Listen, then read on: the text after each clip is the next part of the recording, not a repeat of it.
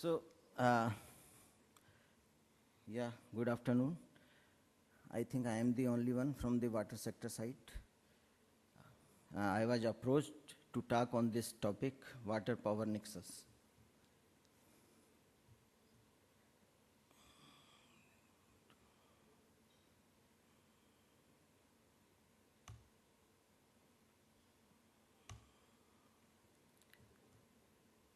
No, I think again I need help. ये सीधा नहीं जा रहा, नहीं ये कहाँ से आ रहा है, ये कहाँ से आ रहा है,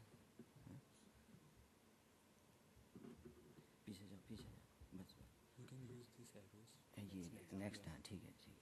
Okay, now I think it is set. So to begin with, both are interdependent, water and power, and the relationship is mutually constraining. But at the same time, now it gives an opportunity to address both water and power together, because conserving one leads to conservation of the other. Now the way we manage our this delicate relationship, it will have major implications in the future for our water and power crisis. Now see the relationship. Power process needs water, whether it is hydropower, thermal, and others. Water process also needs water for transporting, pumping, and treatment.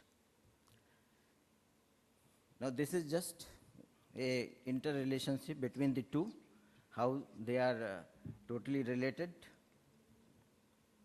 Now let us look at the water scenario in the country. We have 2.45% of the world's land area and 4% of world's renewable water resources and 17% of the world's population. Water is a vital resource. It is essential for life, livelihood, ecology. It is vital for economic development, and it is crucial for food security, energy security, national security.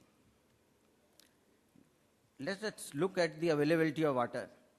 The country gets 4,000 billion cubic meter of water, both rainfall and snowfall. But the utilizable is only 1869 BCM. Out of that, we can only utilize 1121 BCM because of certain constraints are there. Between the two, surface and ground, the availability, utilizable availability is 690 and 431. As of now, 65% we are utilizing for surface and 58% for groundwater. So far it meets the needs. Per capita water availability, just now it was mentioned, it is going down. Way back it was more than 5,000 in 51. We are already below the water stress line of 1,700 cubic meter. And we are approaching by 2050 in a water scarcity situation.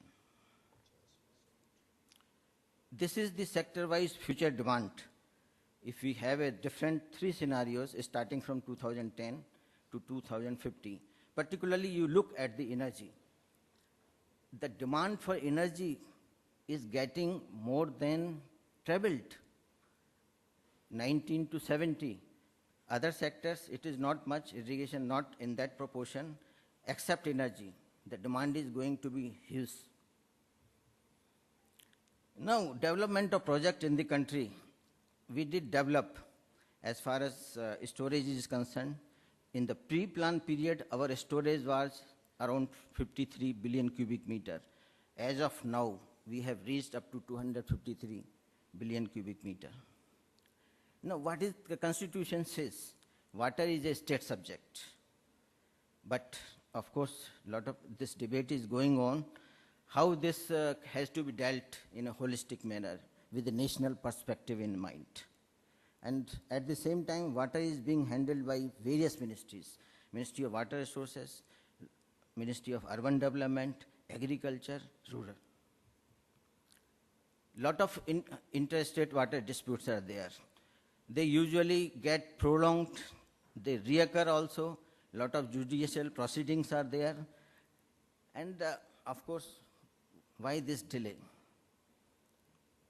Mainly variety of political interests are there.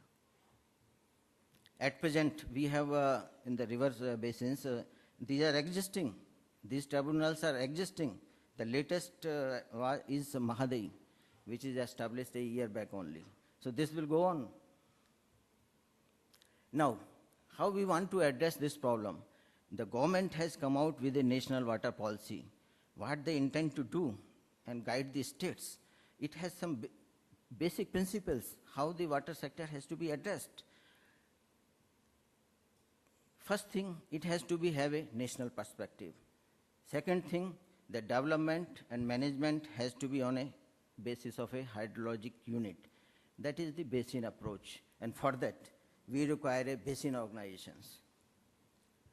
And water, you see, looking at the country scenario, if the Rajasthan has the rainfall of 110 millimeter, northeast may go up to 11,000 millimeter. So spatial and temporal variation is there. We have to transfer water from surplus to deficit basin. And we have to go for planning of multi-purpose project. Otherwise, we lose the storage capacity, we lose the opportunity to utilize water optimally. And just now it was raised the issue of O&M, that is the serious issue. It is not sustainable. All the infrastructure getting developed under irrigation is hardly sustainable. And Rajeshji, could we sum up the water and power? Yeah. So I will just skip. Power we all know. Growth of power sector we all know. Now water power nexus. There exists an intertwining relationship between water and power. Often water is regarded as an input for generating power. When it comes for usage of water, then energy becomes the input. And like farmers pumping water, urban water supply, they need electricity. Irrigation sector, this is the area. 80% water is being utilized by the irrigation. This is the focus area which needs research in order to fully unravel the water energy nexus.